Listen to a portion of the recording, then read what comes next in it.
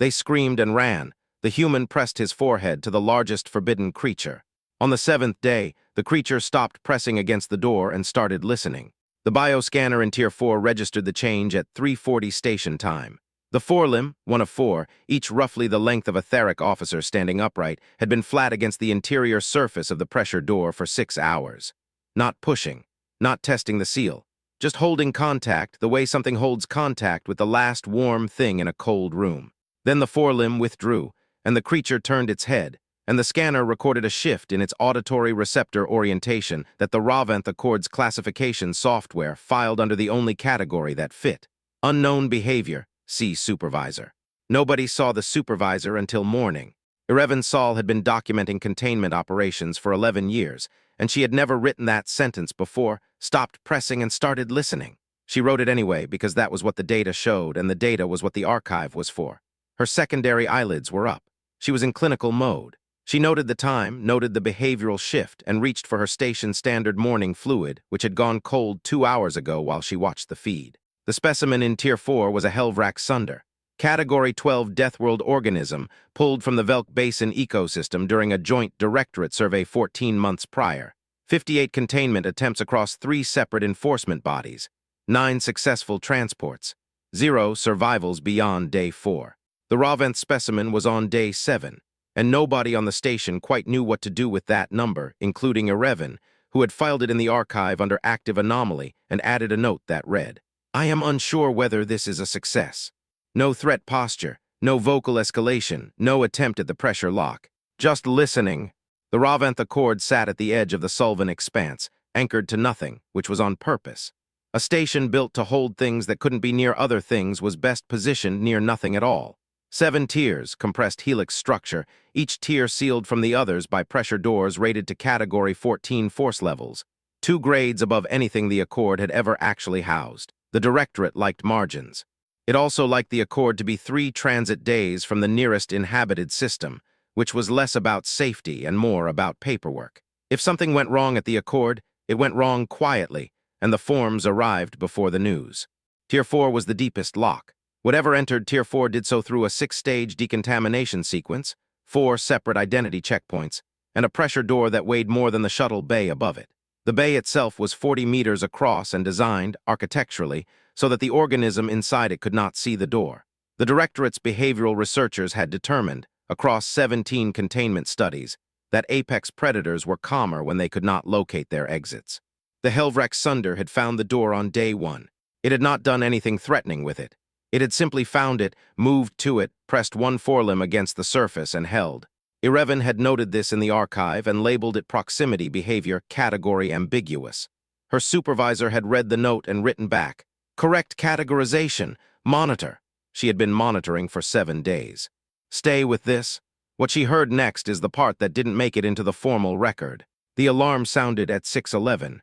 It did not sound like the test alarms, which ran on Accord's standard schedule every 12 days and lasted exactly 45 seconds. This alarm ran without stopping. Every evacuation route on the station lit simultaneously, 43 separate corridor segments, mapped across all 7 tiers, all going green at once, which was the color for move now, direction does not matter.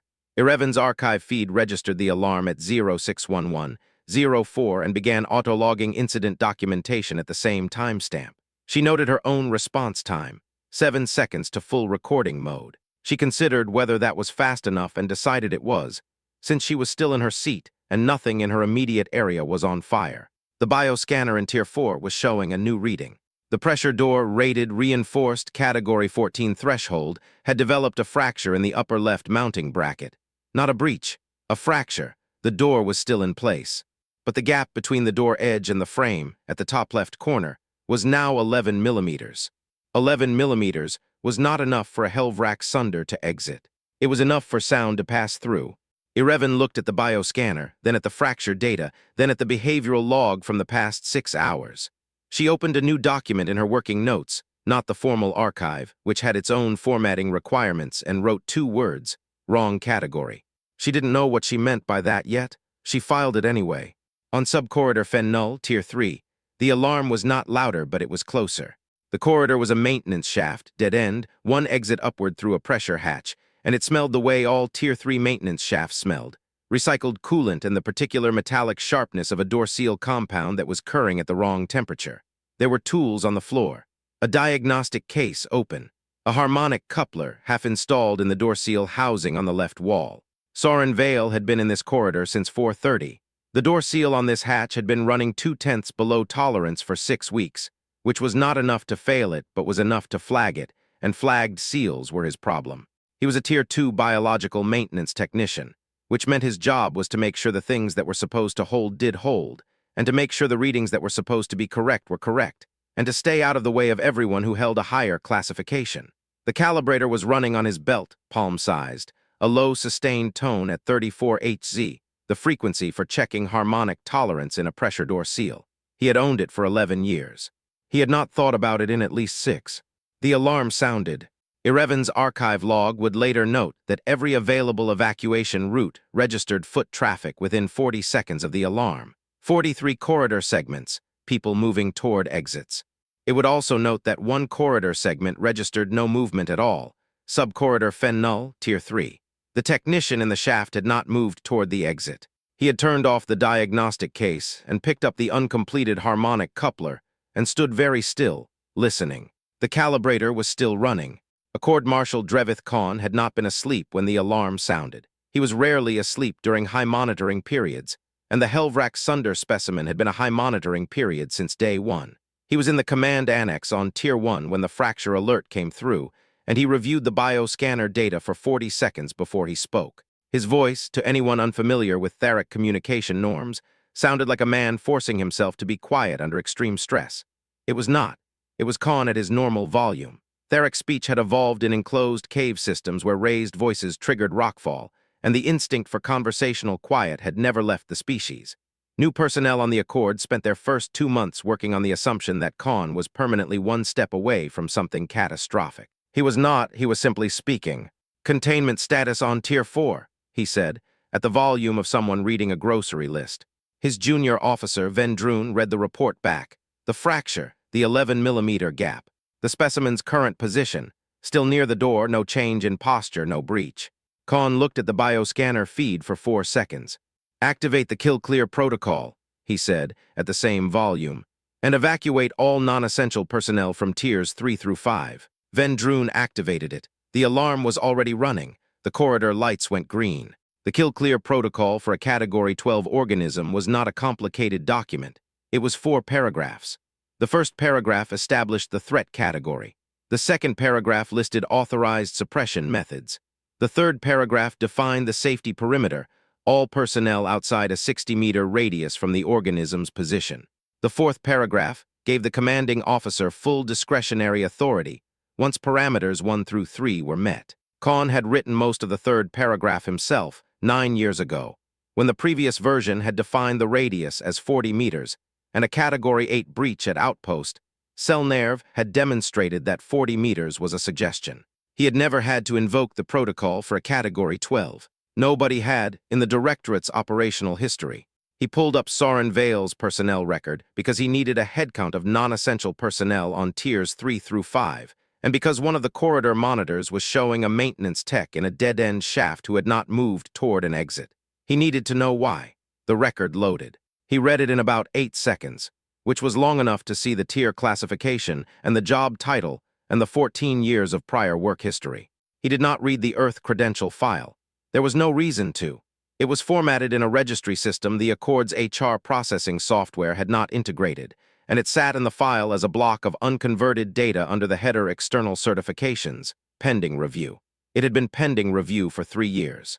Khan noted that the technician was a T2 biological maintenance, non-essential, and flagged him for mandatory evacuation.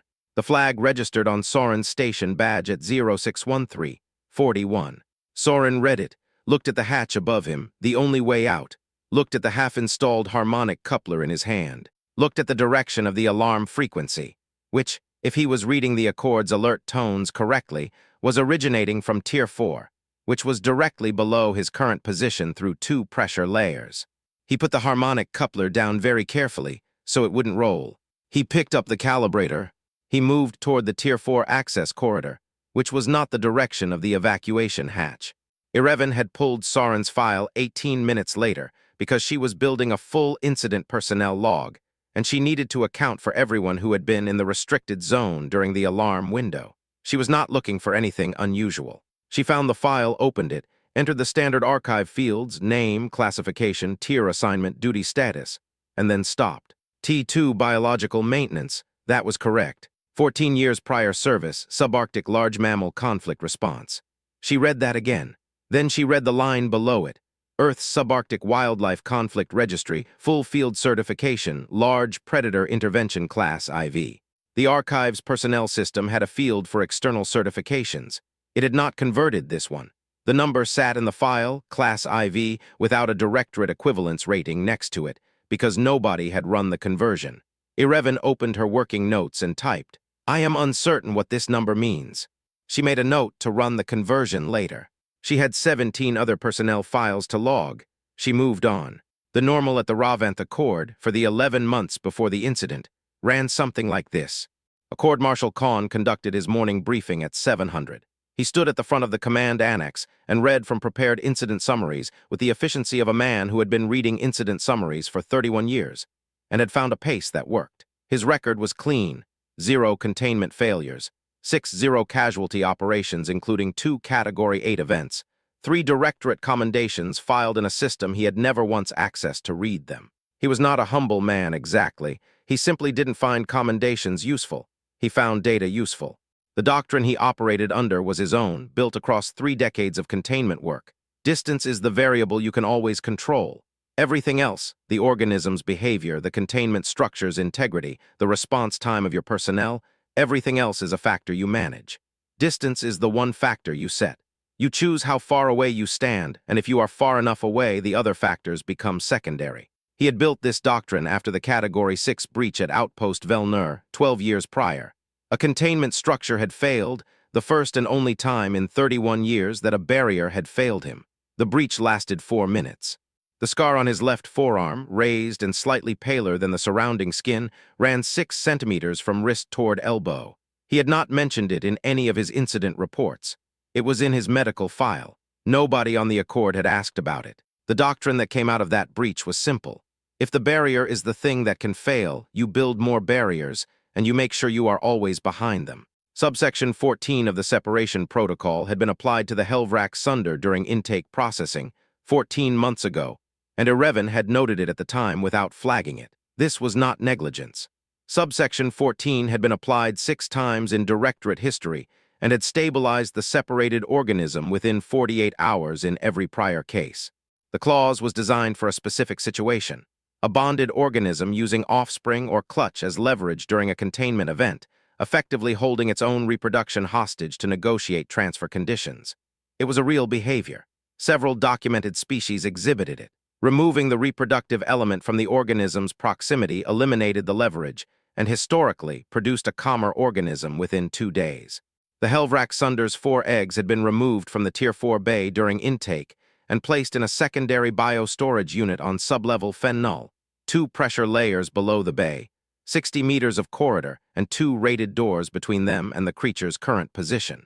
The Directorate biologists had logged the egg's condition as stable. They had logged the creature's condition as adapting. The temperature drop had begun at hour 63. The biologists had flagged it.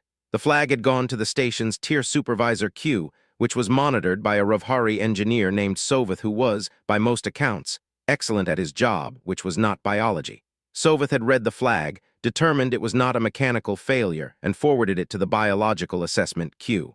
The Biological Assessment Q was staffed by 2 specialists, both of whom were on scheduled rest rotation when the flag arrived, and it sat for 11 hours before being read. By the time it was read, the Helvrak Sunder's core temperature had dropped 0.4 of a degree over 3 days. The receiving specialist had noted it, marked it monitor, and moved to the next item. The data had been correct every morning. The interpretation had been wrong every morning. These were not the same failure, and Irevan had understood that distinction for some time. She had simply not understood until this incident what it meant in practice. He didn't pull a weapon. He pulled the calibrator, the same tool he used to test whether a door would hold, and let it run. The sound it made was quieter than the alarm and older than the station. Irevan wrote this in her working notes during the incident review, 3 days later, and then sat with it for a long time before she decided whether to include it in the formal archive. She decided against. It was not the kind of sentence the formal archive was built for. The formal archive was built for timestamps and classifications, and the kind of language that held up in a Directorate review without requiring explanation. The calibrator was a Harkin model resonance gauge, palm-sized, 11 years old by Soren's own estimate. The clip on the back worn to bare metal from daily attachment to a belt. It produced a sustained tone at 34 Hz when active, a frequency chosen because it sat below the resonance threshold of standard pressure door seal compounds, which meant the gauge could identify harmonic stress in a seal without the tone itself causing resonance interference. 34 Hz was also, by coincidence that was not a coincidence to anyone who understood Helvrak-Sunder behavioral biology, 44 units below the upper range of the species' distress vocalization. The creature's contact vocalization, the sound it made when it was not threatening, not hunting but present and seeking, ran at a baseline of 78 Hz, which compressed under stress toward 38. The gap between the calibrator's output and the creature's lowest distress frequency was 4 units. Irevan had not known this when she heard the calibrator tone in the corridor feed. She had known it was not a weapon and not a communication device, and not anything her archive categories had a field for. She had opened a new document and started typing because the archive had not caught up to what she was watching, and she needed somewhere to put it. No warning issued, no flag escalated, no one looked at what the temperature data meant. The biologists had been right about the temperature drop being significant. They had been wrong about why. A threat organism, a predator with nowhere to go under containment stress, drops temperature because its metabolism is suppressing fight-or-flight chemistry cycling without outlet, burning the reserves. That was the pattern the separation protocol's designers had based their assessment on. It was correct for a threat organism.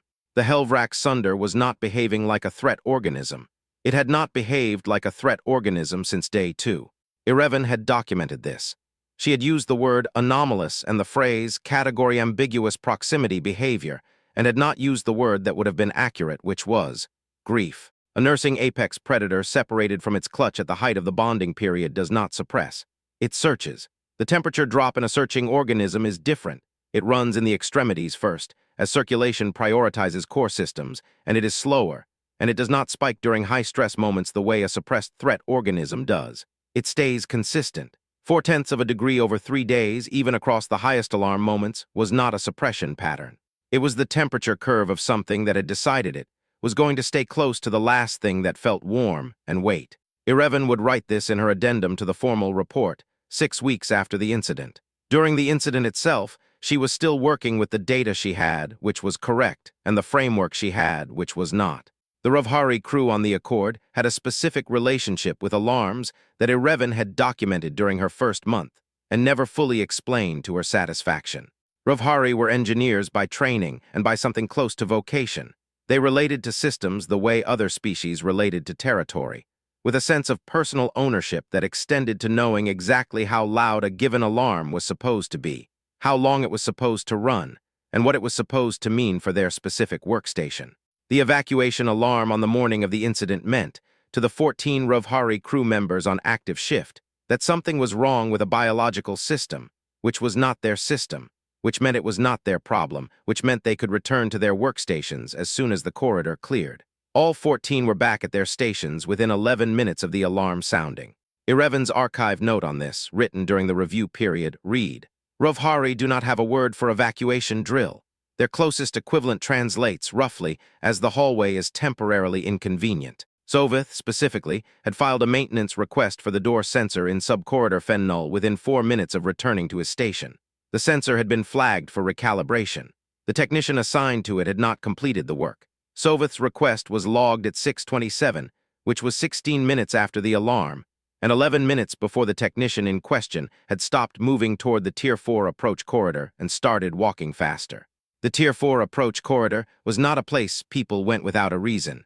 It ran along the inner spine of the station, below Tier 3, accessible through a pressure hatch that required both a physical key and a Tier 4 clearance badge scan. Soren's badge had Tier 3 clearance.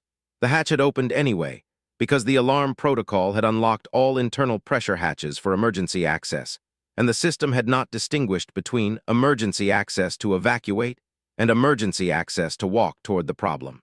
He moved through the hatch and into the approach corridor and stopped. The corridor was 40 meters long. At the far end was the Tier 4 pressure door, or what remained of it in its functional sense.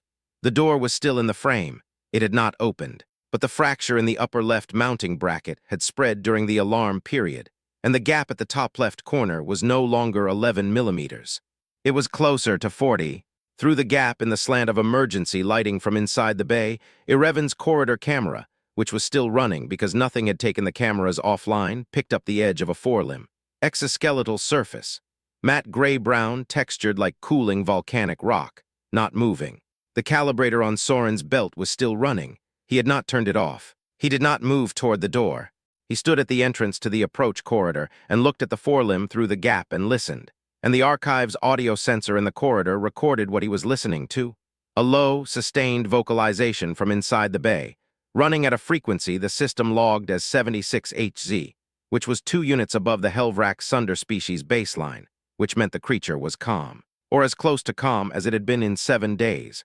Irevan's secondary eyelids dropped for the first time. She had not noticed she was afraid until that moment, which was, she would later write, exactly the problem with the secondary eyelids. They told you what you were feeling before you had decided whether to feel it. It wasn't a weapon and it wasn't a signal. It was a question. Soren Vale stood in the approach corridor with the calibrator running at 34 Hz, and the creature in the bay was vocalizing at 76, and the gap between them was 42 Hz and 40 meters and a fractured pressure door, and he was waiting to see what the answer was. He unclipped the calibrator from his belt. He held it at his side. He waited. The bioscanner in Tier 4, which Irevan was watching, and which Khan's command feed was also pulling, though he had not yet focused on this particular reading, registered a change at 0638, 17. The creature's core temperature, which had been dropping for 7 days, moved 0.2 of a degree upward. The movement was localized to the forelimb pressed against the interior of the fractured door surface. 0.2 of a degree is a small number. In a creature that had been cooling for 7 days, it was the first upward movement the scanner had recorded. Irevan made a note in her working log. She did not know what to call it. She wrote, "Response to calibrator frequency, possible. Confirmation requires more time, more data, and something I do not currently have a label for." She left the label field blank. The pressure door listed. It was not a dramatic failure. The fractured bracket gave another 3 millimeters. Irevan heard the metal sound through the corridor audio feed, a low crack like something very cold being bent, and the door shifted in its frame, not inward but sideways, listing to the right by about 4 degrees. The gap at the top left corner was now large enough to put a hand through. The forelimb that had been pressed against the interior surface withdrew. Soren did not move. The archive's camera in the approach corridor was positioned at a 40-degree angle from the door, and what it recorded in the next 11 seconds was this. The gap in the door frame widening as the door continued its slow list. A section of exoskeletal dorsal ridge, gray-brown and ridged, visible through the gap, and then the door's forward edge catching on the floor housing and stopping, leaving a vertical opening roughly 60 centimeters wide and 2 meters tall on the right side of the frame. And then the creature was in the corridor. 12 meters of Helvrak Sunder apex organism, fully present in a 40-meter maintenance approach corridor, moving at a pace that the archive's motion sensors logged as 0.3 meters per second, slow, for a Category 12 organism. Its compound forelimbs were folded at the mid-joint. Its secondary jaw structure, the one capable of fracturing rated pressure steel, which Irevan had read about in the intake assessment, and had been up to this point trying not to think about, was closed. The dorsal ridge ran the full length of its spine, each plate articulated, each plate currently aligned flat rather than raised. It lowered its head. The head came down to approximately 1 meter above the corridor floor, which put it level with Soren's shoulder. Soren raised his right hand, palm outward. No weapon, no armor. His left hand held the calibrator, still running. He held the position. The creature held its position. The bioscanner showed the creature's core temperature holding, not dropping, not rising, holding, and the vocalization frequency dropping from 76 Hz to 68, and then, slowly, to 62. And the archive's audio sensor confirmed the shift as the corridor filled with a sound that Irevan's monitoring system could not categorize, and that she would later describe in her personal addendum as the sound something makes when it has been waiting a very long time and has finally found the place it was trying to reach. Soren placed his palm flat against the dorsal ridge. The creature did not move. The archive recorded this contact at 0641:33. The temperature differential between the creature's dorsal surface and the corridor ambient was 11 degrees. Not hot, not cold, just present and specific and warm against a hand that had been working in a recycled coolant maintenance shaft since 4:30 and was still cold from it. Irevan's working note for this timestamp was 3 words. It let him. 1317. The enforcement detail came around the bend at the far end of the approach corridor at 0642:09, and Irevan's camera caught all of it. 6 officers, 2 automated suppression platforms, each one roughly the size of a cargo loader, floating on magnetic rail guides that had been installed in the Tier 4 approach corridor specifically for this kind of operation. The platforms had their forward emitters powered up, a blue-white glow that pulsed at 3-second intervals, which was what powered emitters did when they were in active targeting mode but had not yet received a fire order. Behind them, barely visible in the camera's angle, was the corridor junction where the command relay post sat. Khan was not in the corridor. He was watching through the feed. Soren heard them. Irevan was certain of this because of what he did next. He did not turn around. He shifted his position, not a retreat, not a flinch, just a weight adjustment, the kind of small movement a person makes when they've been standing still long enough that one foot has gone slightly numb. He moved his left foot back 6 inches. His right hand, which had been open at his side, came up to rest flat against the creature's dorsal ridge, next to the left hand that was already there. The calibrator was still running, still in his right hand, its tone unchanged. He was now standing between the suppression platforms and 12 meters of Category 12 apex organism. His back was against the dorsal ridge. His face was toward the rifles. Vendrune was 26 years old and had been with the Tharic Command Directorate for 4 years, which was long enough to have completed his full containment certification, but not long enough to have used it outside of training scenarios. He was at the front left position of the enforcement detail, which meant his targeting system had the clearest line to the organism. He brought his targeting laser to ready position. The red point appeared on the corridor wall, 12 centimeters to the left of Soren's shoulder. He adjusted. The red point moved to the corridor wall, 14 centimeters to the right of Soren's shoulder. He did not adjust again. Irevan noted the position in her archive. She noted that he did not correct it. She noted the timestamp, 0642:31. She wrote nothing else about Vendrune for the next 9 minutes. Soren spoke, not loud. He knew who was at the other end of the corridor. He had worked on this station long enough to know that the command voice in a kill-clear operation belonged to the Marshal. And he knew enough about the Marshal to know that the Marshal would be watching the feed, and he knew that the feed had audio. He spoke at the register Khan used. Below conversational. The volume of someone reading directions aloud to themselves in a quiet room. The eggs are in sublevel fen null, he said. She knows they're nearby. She can hear them through the pressure layers. Helvrak Sunder auditory range extends below 12 hertz, and the biostorage units have a ventilation hum that runs at 9. He paused. She hasn't been pressing against the door. She's been trying to get closer to a sound. That's what the past 7 days looked like from inside. Nobody in the corridor moved. The calibrator ran. The creature's vocalization, which had been at 62 Hz when Soren made contact, had not risen. It had held. The temperature drop isn't a suppression pattern. Soren continued, same register, same pace. It's a search pattern. The extremities cool first. That's what you're seeing in the scan data. It's been consistent across every high alarm period, which is the opposite of what a threat organism does under stress. A threat organism spikes. He paused again. She didn't spike, not once, not when the door fractured, not when the alarm sounded, not when you walked in just now. One of the suppression platforms shifted 2 degrees on its rail, a targeting micro-adjustment, automated response to the organism's position. Soren felt it, or he felt something because his right hand moved slightly on the dorsal ridge, not pulling away, pressing in flatter. The creature did not move. If you fire into this corridor, Soren said, and his voice dropped 1 more register, quiet the way things are quiet when they're the last word on a subject. You are not resolving a containment failure. You are completing one. The archive's corridor audio recorded a silence after this that lasted 3.8 seconds. Irevan timed it. She did not know what she was timing it against, but it felt like a number that should be in the record. At 0643:44, the creature made a sound. It was not the sound it had been making.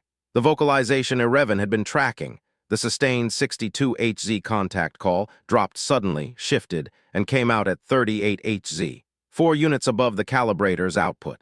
The archive's acoustic analysis software flagged it as unclassified, frequency shift, possible new behavior category, and generated an automatic request for expert review that would sit in the queue for 2 days before anyone read it.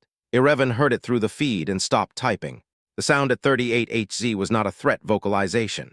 It was not the deep percussive boom that the Helvrak Sunder used when cornered or challenged. That frequency ran well above 200 Hz and had a physical impact on the surrounding air that the corridor sensors would have picked up as pressure variance. This was below that, below the contact call, below the distress range. It was the kind of sound that existed in most biological communication systems, in the gap between words. She wrote in her working notes, "I do not have a classification for this."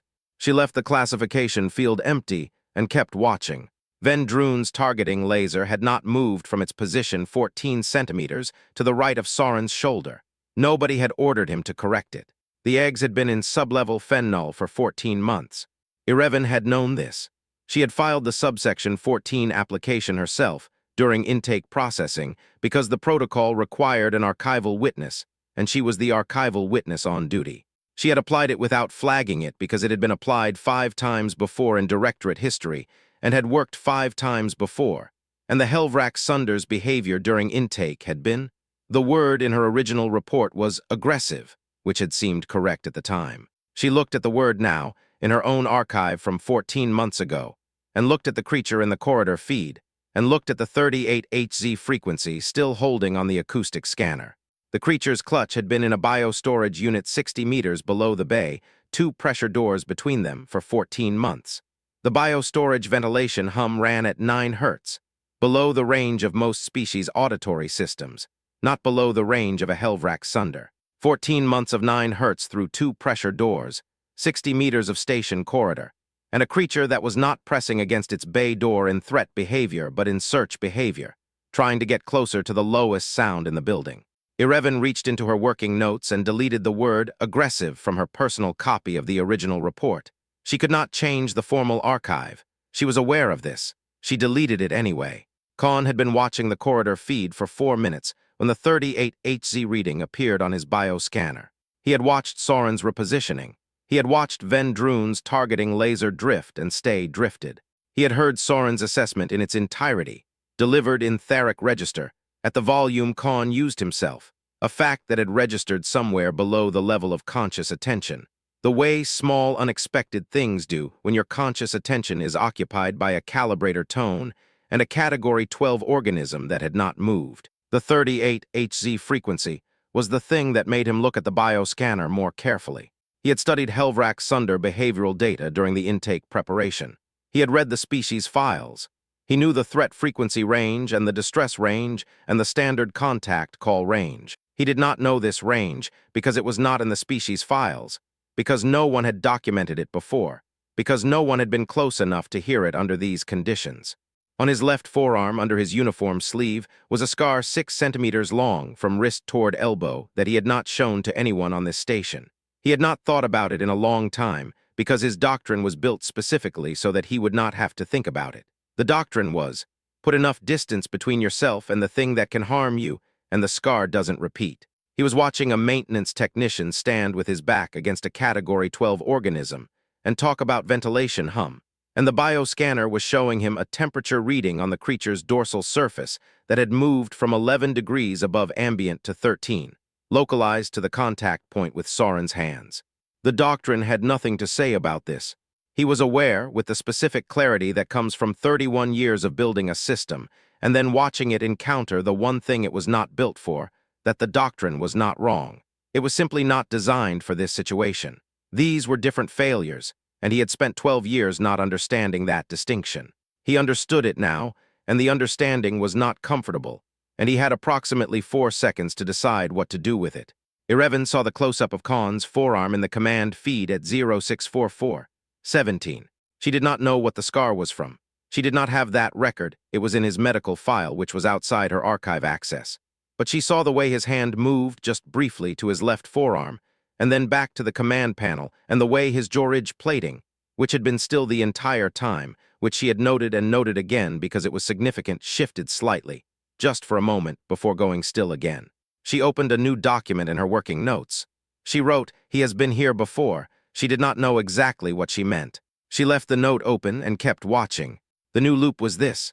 Khan's doctrine had a single failure point. Whatever that failure was, the scar, the Category 6 breach, the thing that had pushed him to build 31 years of distance protocol.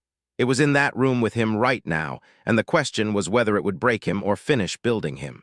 She would not know the answer until she heard his voice. Khan's voice came through the corridor channel at 0644-21. It was at his normal register. Veil. The archive recorded 1.3 seconds of silence. What is the creature's temperature? Irevan had the bioscanner open. She read the number aloud before she understood that she had done it, her voice appearing in the archive feed, in the command channel, not loud, just present. 39.4, up from 36.1 at day 1. She realized she had spoken. She did not apologize, she waited. Khan was quiet for 4.7 seconds. The archive recorded this. Everything was being recorded. Irevan was recording everything. Then, all units, hold position.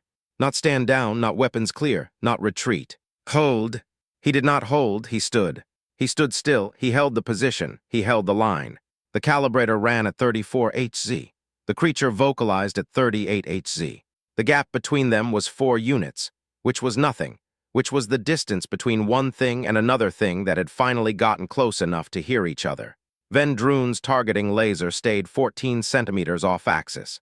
His arm had been raised for 6 minutes, and he could feel the fatigue in his shoulder, and he did not move. The suppression platforms held their position on the magnetic rails. Emitters still powered, blue-white pulse running at 3-second intervals. A sound like a slow heartbeat at the wrong frequency. Soren did not move. The creature did not move. The corridor held all of it. The sound of the calibrator. The sound of the 38 Hz vocalization 4 units above it. The sound of 6 officers breathing. The sound of 2 platforms pulsing. And Irevan's secondary eyelids were down and had been down for 9 minutes, and she could not have said when she had stopped noticing them. Khan issued the full stand-down at 0652-03. 11 minutes and 54 seconds after the enforcement detail had entered the approach corridor. The archive recorded it. Everything had been recorded. The platforms powered down their emitters, the blue-white pulse stopped, and the corridor was suddenly quieter than it had been since the alarm. The officers lowered their weapons. Vendroon lowered his arm, and Irevan watched him roll his shoulder once, very carefully, like a man who has been holding something heavy for a long time, and is only now letting himself notice. Irevan's secondary eyelids retracted. She sat for a moment with her hands on her archive console and did not type anything, and then she opened her working notes, not the formal archive, and wrote, 9 minutes and 41 seconds.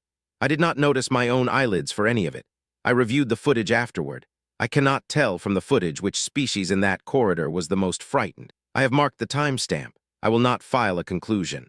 The formal stand-down required Khan to complete 3 documents: the kill-clear suspension form, the incident deviation log, and the subsection 14 reversal authorization. He completed them in that order alone at the command terminal in the Tier 1 annex. The subsection 14 reversal form was the 3rd document. He had never filled it out before. It existed in the Directorate's administrative system because the Directorate built forms for every possible reversal of every possible action, and it had sat in the system unused since its creation. Khan opened it. It had 9 fields. He filled in 8 of them without pausing. At the biometric scan field, he stopped. The archive records him standing at the terminal for 6 seconds before he placed his forearm on the reader. Irevan included this in her working notes. She wrote, "He is not a man who pauses at terminals. I have watched him process emergency forms during active incidents without pausing. 6 seconds is a long time for him. I believe he was deciding something. I do not know what." She did not include this in the formal archive. The eggs were transferred to Tier 4 in standard biotransport casing at 11:40 station time, which was 5 hours and 29 minutes after the stand-down. And Irevan would have said that was fast for a Directorate logistical turnaround, except that the transfer had been authorized at 6:53, 2 minutes after the full stand-down, and the 5 hours were spent on biostatus verification and transport prep, which was the minimum time the safety protocols allowed. Khan had not explained the request to his officers. The casing was brought to the Tier 4 approach corridor, which had been cleared of the enforcement detail and the suppression platforms. The pressure door had been field-braced with a temporary seal kit, a fix that would hold for 72 hours, after which the door would need full replacement, which Soveth had already filed the parts request for at Tier 3 maintenance, where Soren's tool case was still on the floor of sub-corridor Fen Null with a half-installed harmonic coupler in it. The original plan had been for 2 officers to carry the biotransport casing into the bay, while the creature was at the far end, sealed there with a temporary energy barrier, and deposit the eggs in the nest structure that the creature had built from materials the intake team had provided during the first week. The plan changed when it became apparent that the creature would not move to the far end of the bay while the energy barrier was active, and that the energy barrier was what was agitating it, and that without the barrier the officers were not willing to enter the bay. Soren had been in the approach corridor the whole time. He had been sitting on the floor with his back against the corridor wall and his eyes closed, and when Ireven's camera caught him there, 40 minutes into the logistical back and forth, she had thought for a moment that he was asleep. He wasn't. He was listening. His eyes opened before anyone came to find him, which meant he had heard them coming.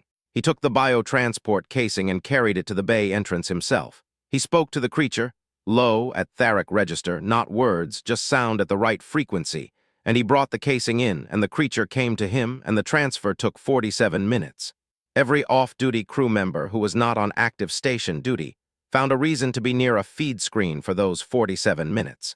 All 14 Ravhari engineers were watching. Soveth had his maintenance terminal open and had not touched it in 30 minutes.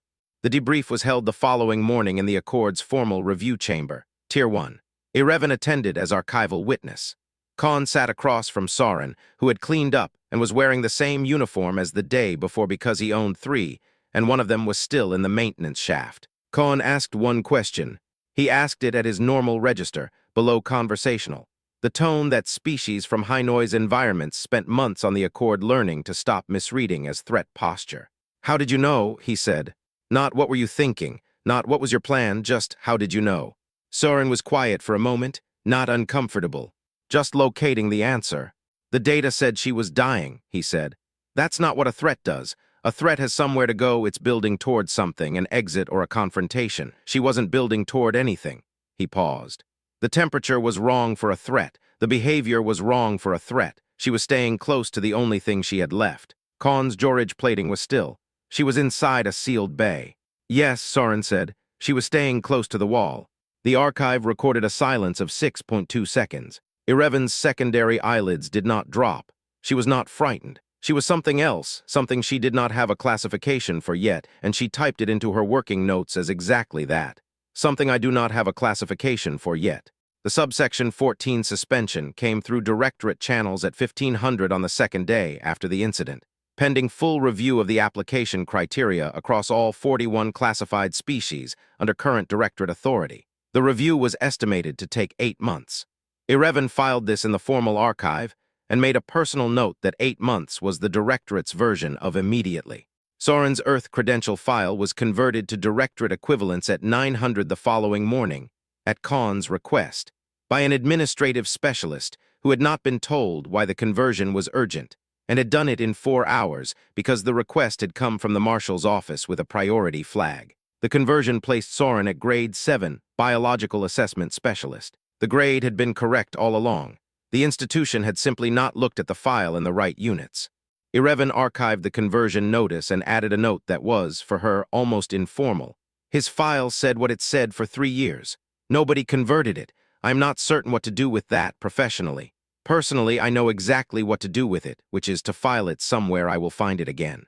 Accord Charter Amendment 7 was drafted over the following 3 weeks, authored by Accord Marshal Khan and reviewed in technical detail by Acting Biological Assessment Specialist Soren Vale, a title that existed, when the amendment was filed, for exactly 12 days before the Directorate made it permanent. The amendment's first clause read, "Temperature, vocalization frequency, and proximity behavior shall be considered primary indicators of intent classification. All 3 must be assessed before lethal suppression is authorized." Khan Soren, the creature still in Tier 4. 3 parties had written it, in a sense. Ireven archived it. She noted in her working records that it was the first Directorate protocol she had ever cataloged that cited a maintenance technician's field notes as a primary reference source. She did not say what she thought about this in the formal archive. In her working notes, she wrote one word, "Good." Soren asked for the calibrator back on the 4th day after the incident. Khan had formally cataloged it as material evidence after the stand-down, standard procedure for any object that had played a functional role in a containment incident. The cataloging meant it was in the Accord's evidence hold, which meant returning it required a form, which meant a form had to exist for returning non-weapons tools from an evidence hold, which it did, because the Directorate had a form for everything. The form had 9 fields. One of them was tactical application, yes/no. Khan had filled in no. He had filled in the description field as non-weapons diagnostic tool, harmonic calibration use, no offensive application. He read the completed form on his terminal for a long time before he approved it. The archive recorded his approval timestamp. 4 seconds elapsed between the form reaching his authorization queue and the approval processing through. In the Accord's administrative log, 4 seconds is a negligible number. It registers as near instantaneous. Irevan noted it in her working records because she had been watching the queue. She wrote, 4 seconds is a long time for a man who processes forms in under 1. The calibrator came back to Soren on a standard evidence return tray, sealed in a clear evidence bag with the case number printed on the label. He opened the bag at his workstation in Subcorridor Fen Null, where he had finally finished installing the harmonic coupler on the pressure door seal, and he held the calibrator for a moment before he clipped it back on his belt. The clip had worn to bare metal from 11 years of daily use. It seated back onto his belt with a small metallic sound, the same sound it always made. The form on the Accord's administrative record said, non-weapons tool, no tactical application. Soren ran his thumb once across the worn clip and went back to work. In Tier 4, 60 meters below and 2 pressure doors away, the bioscanner showed 4 small heat signatures clustered near a larger one, all of them reading warm, all of them holding still. The acoustic sensor showed nothing. It was quiet down there for the first time in 14 months.